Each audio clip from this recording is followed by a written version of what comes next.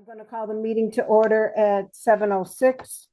We do not have our Jess as a clerk, so hopefully someone takes down notes, but this is also going to be on YouTube, so I'll be able to review that as well. Janet, I'll go quick, grab a notebook, and then I'm happy to take some notes. So I'll still Okay. hear you, but I'm just going to grab a notebook so that I can jot notes down.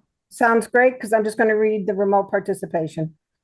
I welcome everybody. This is the Community Preservation Committee meeting for Wednesday, August 5th, 2026.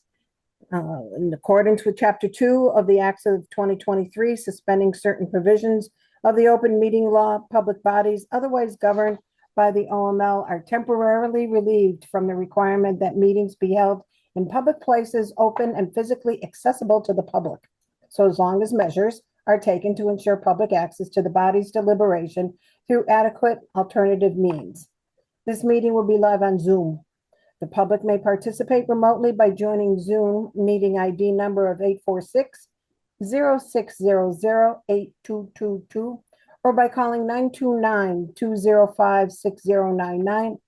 For additional information about remote participation, please contact Carly Antonellis, the Assistant Town Manager at atm@ayer.ma.us or 978-772-8220, extension 100, prior to the meeting during business hours.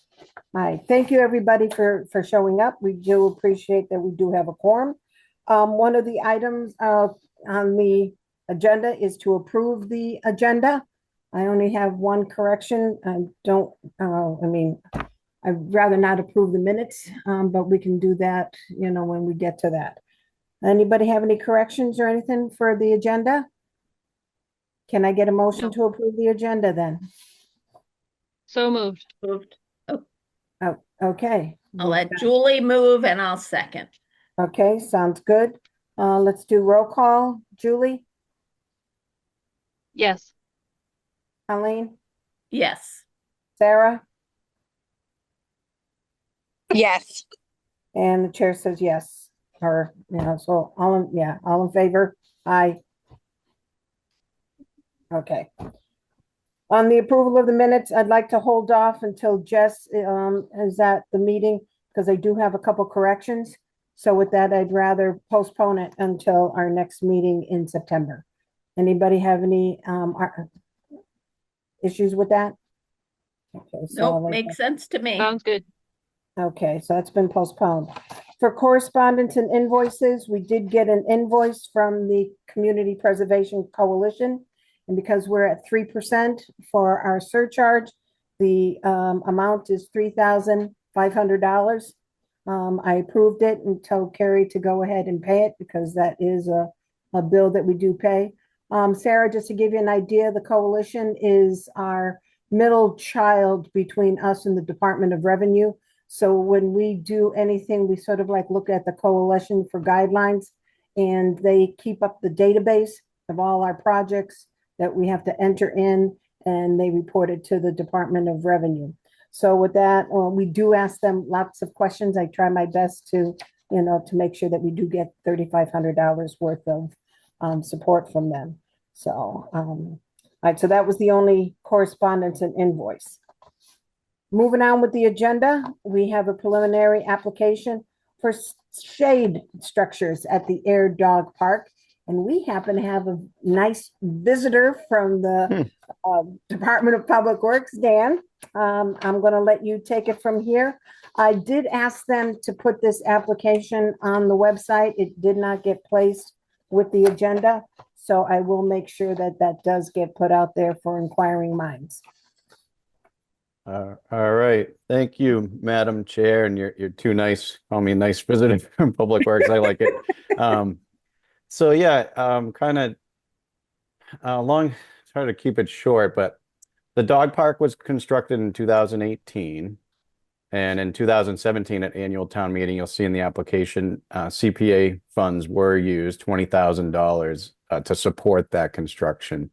There was also a significant grant from the Stanton Foundation at the time. And so over the years, we've had some trees fall down. we tried to preserve as many trees as we could as part of the project, and they have some of them not fall down, but they died, and we had to cut them down because they were in poor condition. We didn't want to get to the point where they fall. And so we've been getting complaints rather routinely from the users of the park about the lack of shade, especially this time of year. And so I went to the select board to talk to them about this, and should we move forward proceeding with potentially funding a shade structure. And so they're on board with it. They support it. And originally, the original project had a shade structure in it, but at the time it was bid out as an ad alternate, and we did not have enough funding to move forward with it back in 2018. So it was not installed. So I do have just a short couple of, let me see if I can share screen.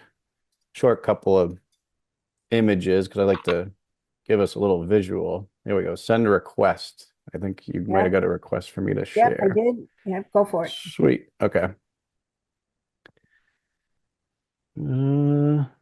Okay. Do you see that PowerPoint?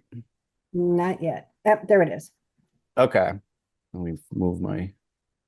Yeah. So this was one of the design plans. It's the grading plan from the dog park from 2018. And so what I did on here was I circled the trees. You can see these sort of dashed lines with the green around them. Those are trees that are still present, and the red X's are ones that we've lost. So since 2018. So there's been 4 trees lost, and these are pretty tall trees. They're 24-inch maples, 24-inch oak. They're pretty big. I forgot to circle this one. That's still there, the handful over this area. These other trees here that are unmarked, those were cut down during the original project, so those are not there. So all we really have are these 3 trees here. If you've been there, they're not extremely vegetated. Some of them do look like they're having some trouble as well. So let me see the next slide. Here's kind of some pictures of the dog park right now. You can see one of the trees. I don't know if you can see my cursor, but it's in this area here, and there's not much, it's pretty skinny tree, not a lot of shade producing.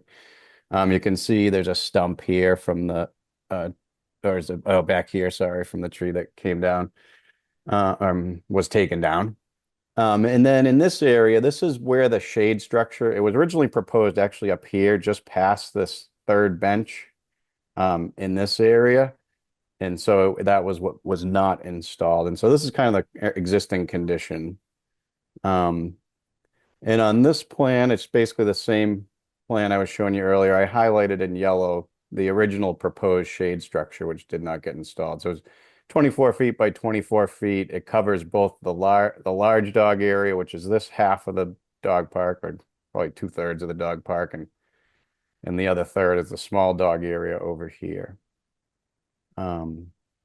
So I'm kind of in the process still of figuring out exactly what to do scope wise. One of the positives is there is state bidding, state procurement. Basically, it's already procured to hire a contractor for this through the Operational Services Division with Massachusetts. So I'm working with them on budgetary quotes and kind of evaluating options of, we want to do this, inexpensively, but we want good quality. We want this to last.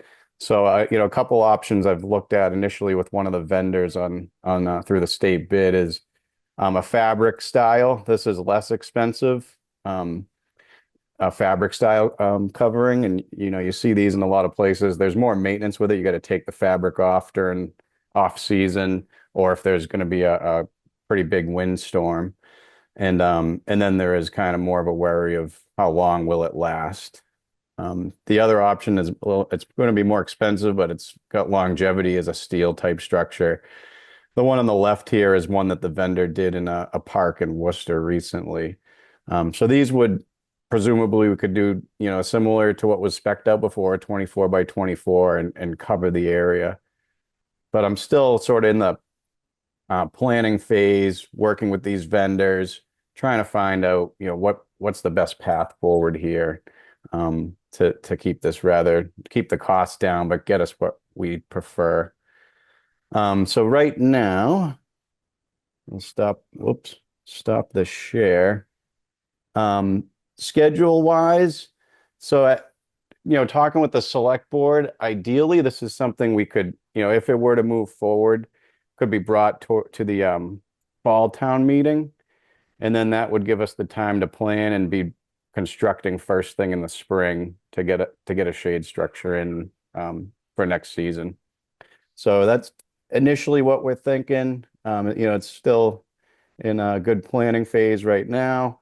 And I did include a cost as well in the application, but I'd put a grain of salt with that. It's really more of a placeholder. I'm working with the vendors still. But back in 2018, if we were to go with a similar structure, the median price on our bid was at $30,000. So I kind of escalated from there. Costs have increased significantly since then with all the things that have gone on. So right now I'm holding a cost of around $50,000, but that's going to be more vetted as we move forward. I think those are all the key points I wanted to hit on. So if there's any questions or You anything, also- go ahead. You also have on the application that you're going to replace those 3 trees? Yes, yeah. So I think on the application I put 3, but maybe we even consider 4, because there was I think it was 4 trees that have since moved along. Yeah, so there's 4 that have moved have been cut down because they essentially were dying. So yeah, definitely. I think that would help too, bolster the shade out there. Do we know the reason why these trees are dying? So I think it was due to I don't know exactly, but my presumption is due to the construction. We had to clear the area, and when you clear the root zone, you can impact the trees. So I think that's what happened. We did it presuming we'd try to keep the trees, but knowing that they might die because of the impacts to the root zone. So I think some of them just didn't take well to that. Okay, so you probably would, I mean, put like some sort of, what do I want to call it, buffer, so that the tree may not be saturated with the rock that's there, Yeah, we'll have to. I'll look at that closer, and especially initially when the trees are planted, and the dogs like to go to the trees as well, as you know. So Mhm. we'll want to protect them, and let them set well as well. So we'll look a little closer at that too, Janet. If maybe we need more of a permanent buffer there, so the tree is breathing well down at the root system. Yeah, so that they're protected and everything. I think that, again, that would help out because that will give you natural as well as, having the structure. When I looked at, the application back in 2000, was it 2018? It just said that the $20,000 that came from CPC, the CPA funds, was used as the leverage for that other funding that you had. So, Yeah. yeah, Am I muted? No. Yeah, you're right. I think it was a 10% match and we had 200,000 from Stanton. So you're right. yeah. So, again, not having enough funds, to go ahead and build it in the first place. This would be something that I can see us doing. Let me send it on to others for feedback. Julie, Colleen, Sarah. Sarah sort of changed. I mean, to me, it sounds like a great project. And just wondering about the time frame for if it's going to go to fall town meeting, of sort of getting the, more specific Mhm. details on the cost and, making sure we put in that you put in the right amount for the ask, because I would imagine we'd have to have both a September meeting and then maybe can we do the public hearing in October? Or would we have to have a second public hearing like after we move it to public hearing in the September meeting? Right. We can do it in October. The warrant, I believe, closes the end of September.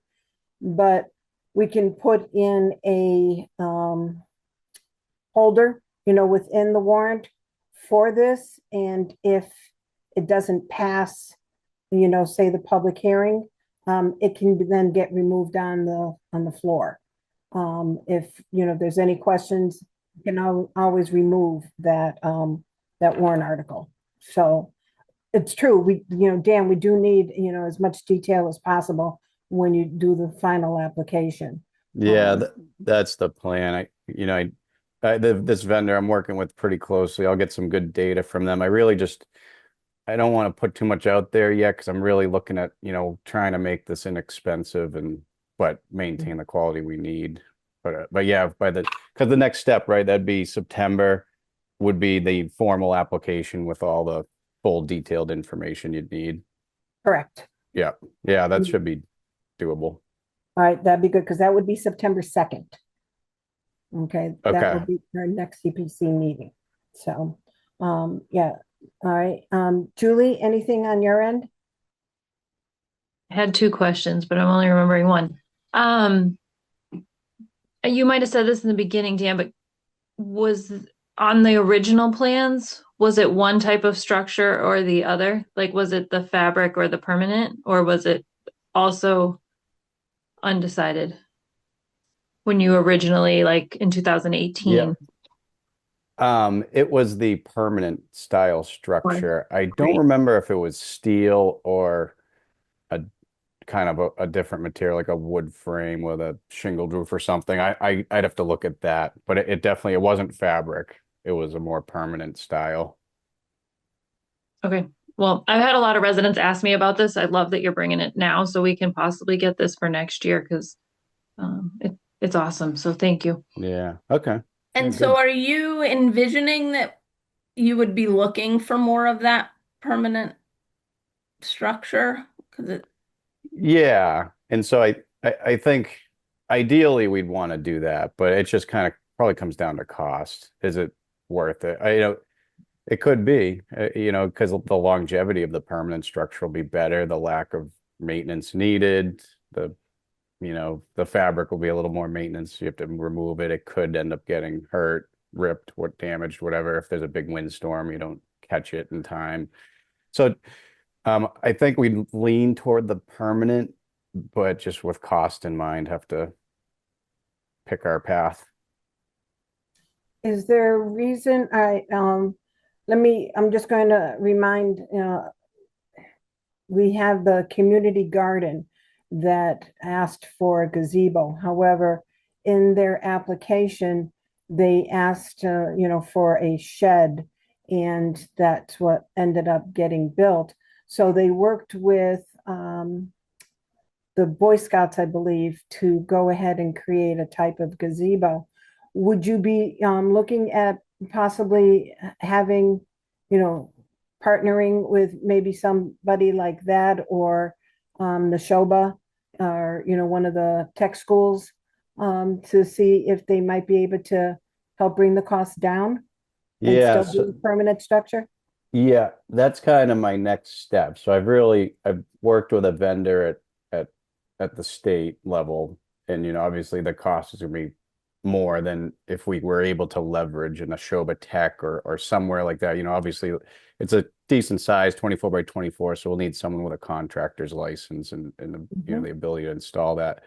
But perhaps somewhere like Neshoba might be able to fill in. Um, we have developers all over town. Sometimes they'll pitch in and do some help for the town. So yeah, that's kind of my next steps as Okay. for before September if we move to that point. Yep. Yeah, because I mean, I can see CPA funds being used for sure, for the materials and things. So, Yeah. I mean, I can see it. Go ahead. Janet, how much money do we have in this bucket that the funds would be coming from? Like, It where's our become, account at? um, forgive me. We do have over $1 million within open space and recreation, and that's where it would be coming out of. Okay. Okay. Mhm.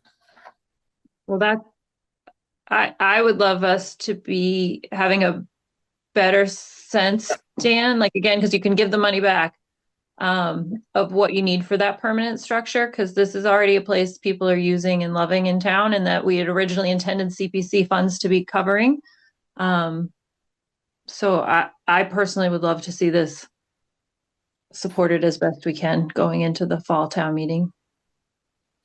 Okay. All right, Yeah, Sarah, I would second Julie's statement. all right. Sarah, do you have any feedback?